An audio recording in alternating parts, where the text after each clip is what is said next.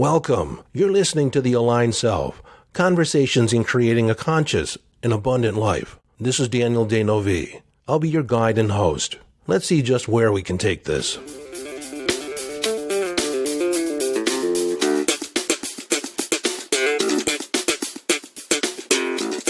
Hello, friend, and welcome into the conversation.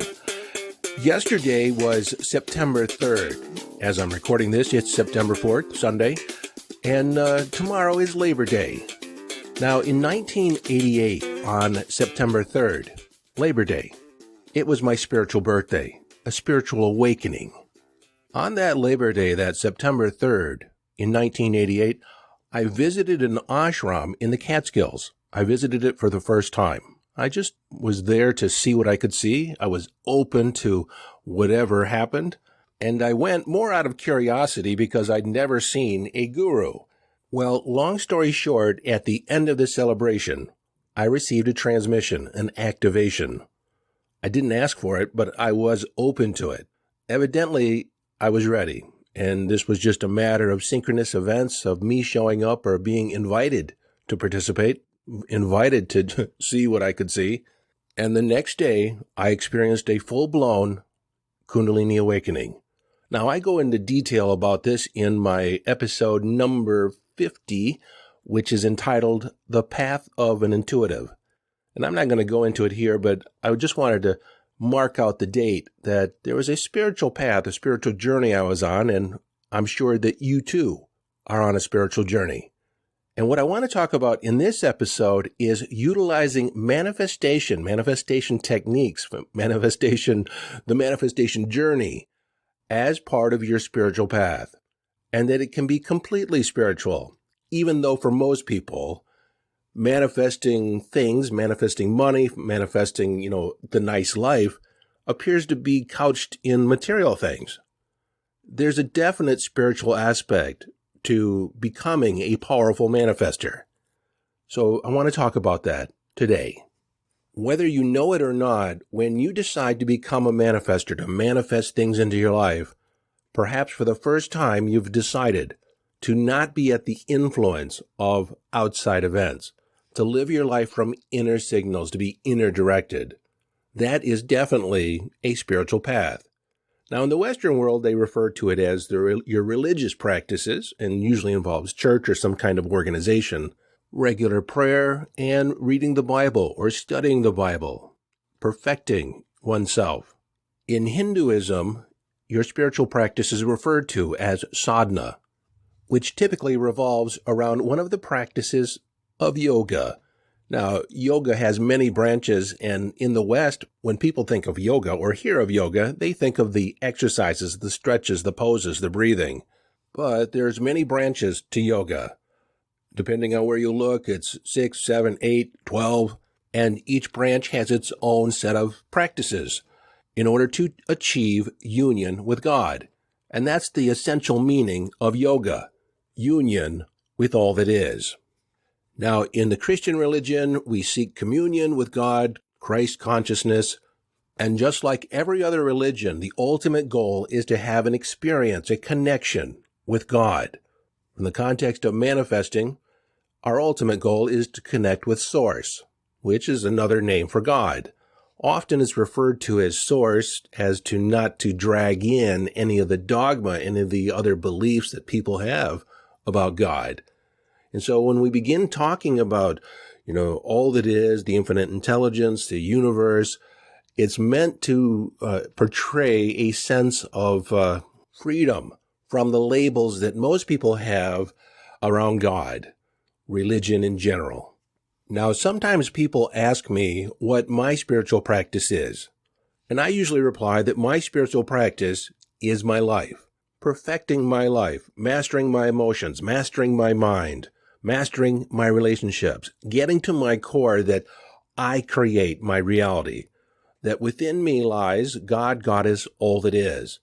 And because I'm an aspect of God, Goddess, all that is, and I say God, Goddess, all that is because I like to, have it all inclusive, so I also detach from the labels. And it opens up the concept of God because if you have a label, if you have a concept of God, what God stands for, how he, she is represented, then your perception of God is too small. Your concept of God is too small. But that's my opinion. Over the years, I've looked at all the major religions, Buddhism, Taoism, Hinduism, Christianity, the Kabbalah, even Greek mythology and Norse mythology. I've taken aspects of all those and created an amalgamation that is personal to me. And I also rely on my own meditation practice, because when I release the mind, when I get past the mind, I come in contact with the greater whole. And through that connection, I get communication, downloads. You could say that I talk with God. And I've developed an understanding from my meditations, from my internal knowing or gnosis, from my inner knowing, my connection to all that is. I experience all that is, the infinite whole of the universe, the central consciousness that weaves in and creates all things. So in my experience, there is no evil. There is no Satan, per se. It's a manifestation, a thought form, a collective thought, a collective focus of humanity that has created an experience inside the greater whole. And so you could say that if you worship Satan or if you worship God, that your deity has God. There is something greater beyond what you're conceiving of. Now, this brings me to the concept of duality, the contrast between good and bad, right and righteousness, trust and no trust. Every aspect of our experience is being human, our adventure of being human, because we are a spiritual being immersed in the human experience. And in this human experience, we experience duality, the flip side of the coin. For everything we look at, there is an opposite available. And again, this is from the human perspective. From the spiritual perspective, there is only all that is. There is only the whole. But from our perspective of manifesting, this aspect of duality in our experience is important for us to know what to create, what we want to create. By looking at what we don't want, we can begin to imagine and create what we do want. We begin to define who we are, not only by how we want to be, but how we don't want to be. Now, at the core of this perspective is self-reflexiveness, self-reflexive consciousness, the ability to look within, look at yourself, and make a different choice, to choose a path. This is at the central core of manifesting, that you get to choose, you get to say. And because you find yourself on the planet, in physical form, it means that you've invested yourself, you've immersed yourself in the human adventure. And so I guess I need to say it, if you happen to be one of those people that wish yourself to be off the planet, to not, once you die, you're not going to incarnate again, you don't get the value of this adventure. You're not present to what you have in front of you. You're denying your power. You're playing the game that you're at the mercy of events and you can't take it anymore and you just want to leave. I realize that may sound insensitive. It might be flippant, but it is. It's meant to be, because you can either have the story of your hurt or the story of your evolution. And in the context of manifesting, when you're attached to your story of trauma, your story of victimhood, then you are going to perpetuate more of that. And to me, that's just suffering. It's suffering by choice. And that it does sound harsh, because there is an aspect of, I know that people are always doing the best they can. And so if you found this podcast and if you heard that and you feel a little bit activated, just understand that you're in this conversation to have that pointed out to you, that you get to choose from this point forward. Now, as we continue this perspective that you are a spiritual being immersed in the human experience, this human experience is simply a play of consciousness. Your persona, who you think you are, is simply a play inside the aspect of all that is. And so in the context of manifesting, you have the ability to choose your thoughts, to choose your beliefs, to choose what you stand for, to choose your actions. You have ultimate freedom, ultimate choice. No one can ever take your choice away. Yet some people don't like to be responsible or response-abled for those choices. All the same, you have ultimate freedom to make any choice you want, to create your life any way you want it. This is empowering to know this, though, because you can choose to create your life any way you want. That's the aspect of you that has been created in the image of God. And with that said, I think it's important to realize that the person you see in the mirror is not you. It's an aspect of you. It's a subset of you. Because you know for a fact that the person you see in the mirror, the physical form of who you are, is not all there is to you. There's so much more. In fact, one could say that 99% of who you are does not exist on the physical plane. It exists in thought, conceptually.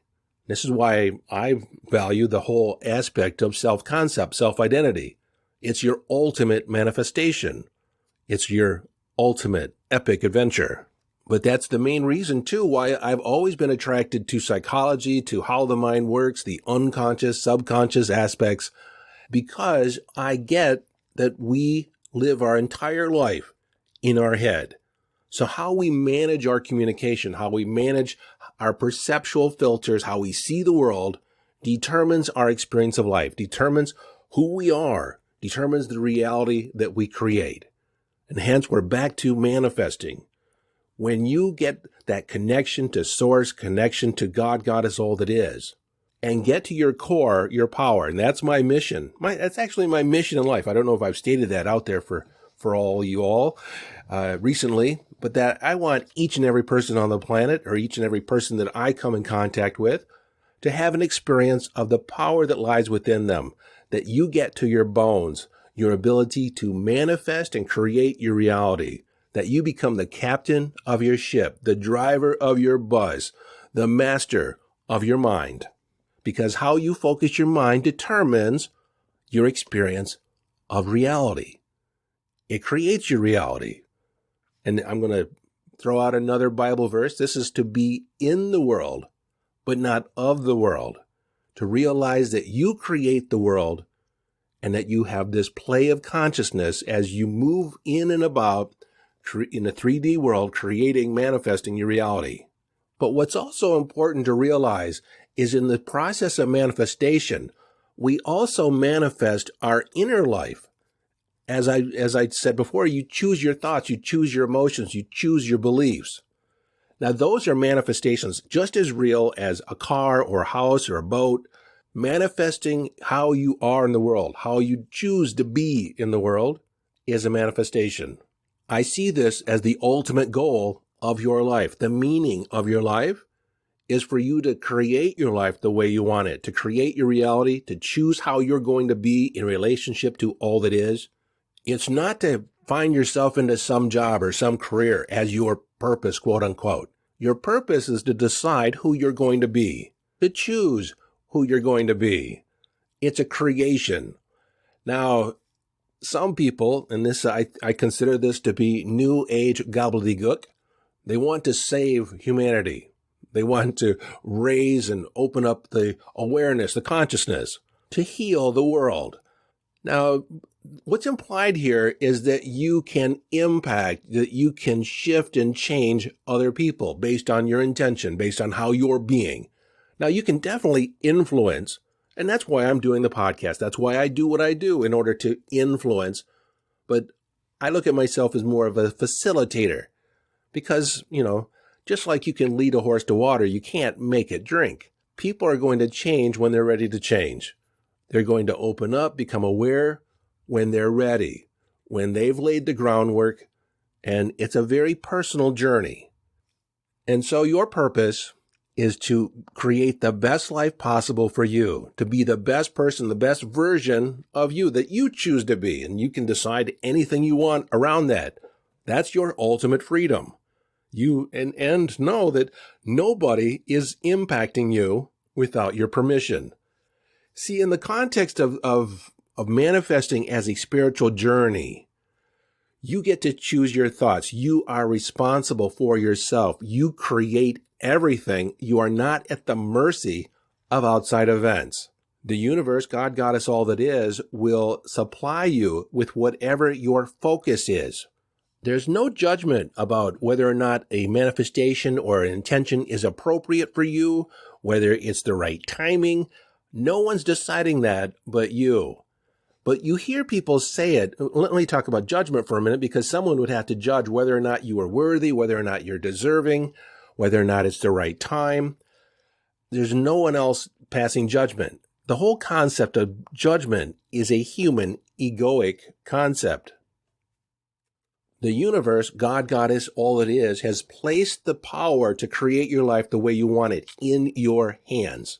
There is no other power, no other aspect of the universe that is dictating whether or not you get a manifestation, get a particular experience, but you. Now, I hear people say it all the time when something doesn't come to pass, and I've said it in the past, before I became enlightened. But I would say, if I had an intention and it didn't work out the way I thought it would, I would say something to the effect, it must not be the right time. And when I said it, I was kind of in the thinking that some other intelligence, God, Goddess, all that is, the angels, my guides, whatever, was determining whether, it wasn't the right time, so things didn't align.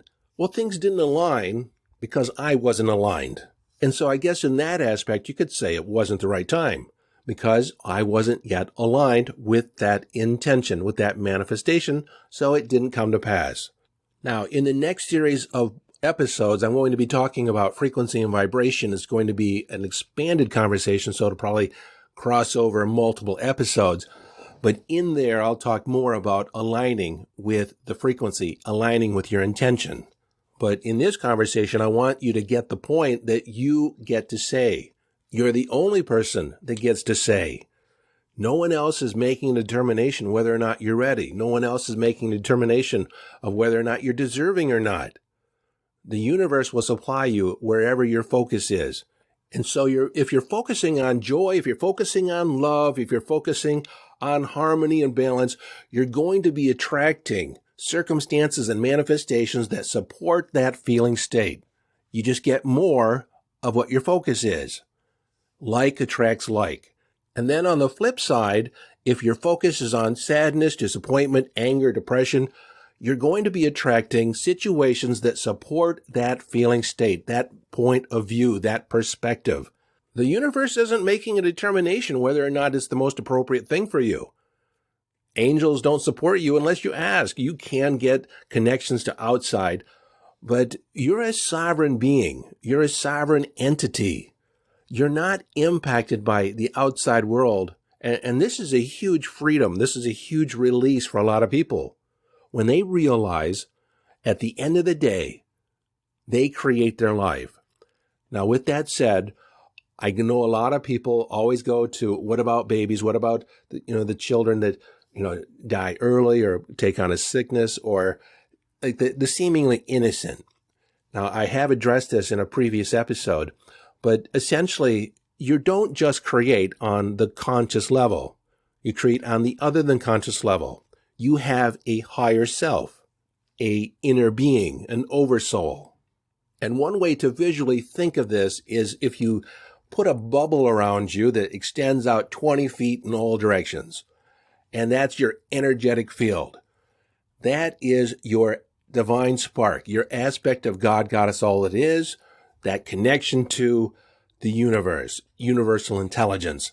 And the energy within that field is directed inwards towards the center, and that creates your body, that creates your life, and so it's a give and take, a flow of information from inner to outer and outer to inner. And so we do create on multiple dimensions because you came into this life with a set of experiences that you wanted to have, a set of lessons that you wanted to encounter. You see, and from that perspective, everything that occurs serves you on some level. It gives you access to a greater awareness. It brings the unconscious into conscious awareness, so where you get to choose your response. So these experiences that children seem to be thrust into as if they had no choice, on some level, they did choose it.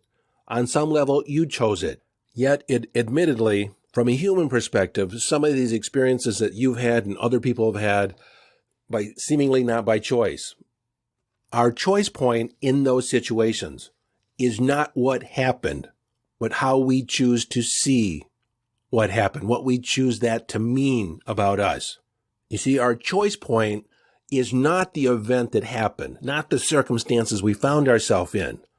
Our choice point is how do we choose to handle that? What is our response to that? Do we allow it to define us, or do we rise above it? Do we choose to let the world dictate who we are from external, or do we live from inner signals to be inner directed? Despite whatever happened, how will you rise up? How will you allow that to be a stepping stone to a greater expression from this point forward? So this is where we pause, and I'm going to lead you to the next podcast episode, which is the second half of this message on the spiritual adventure of manifesting. So my friend, meet me in the next episode. Until next time, this is your friend and host, Daniel Denovi, urging you to follow your bliss, live your life from inner signals, be inner directed as you engage in the epic adventure.